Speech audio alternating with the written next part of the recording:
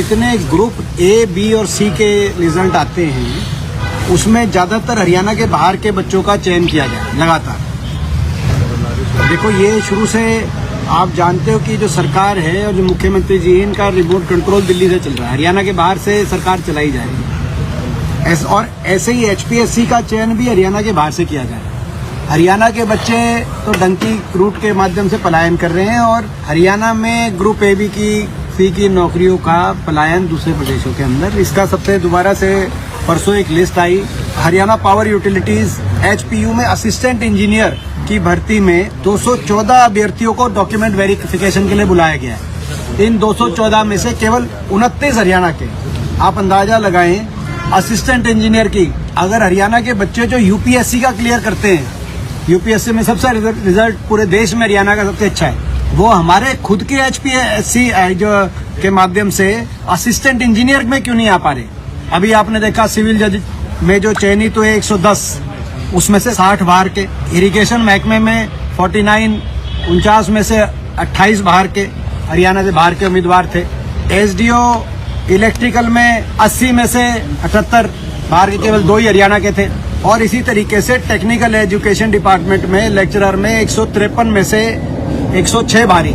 और HPSC जो chairman, जो मैं बार बार बात उठा चुका हूं कि क्या हरियाणा 3 करोड़ हरियाणा वासियों में से एक भी कोई ऐसा हरियाणा वासी इस काबिल नहीं है कि HPSC के चेयरमैन के पद पे, HPSC का चेयरमैन का पद भी, वो भी बाहर के। तो ये क्या मॉडल है?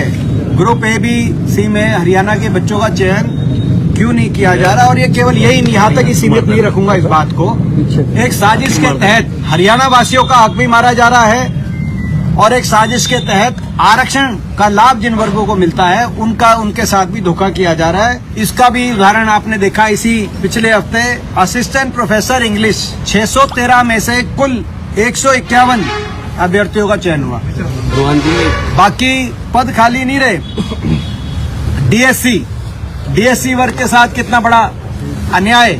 DSC वर्ग की 60 जो रिजर्व सीट्स थी उसमें से केवल एक का चयन किया गया, केवल एक, बाकी खाली। ये बता दिया कि 35% और कई कंडीशंस ऐसी रख दी गई कि उन कंडीशंस में जो ना है। तो DSC वर्ग कितना बड़ा वर्ग, कितना बड़ा अन्याय। BCA वर्ग 85 में से मात्र 5 का चयन, बाकी सीटें खाली।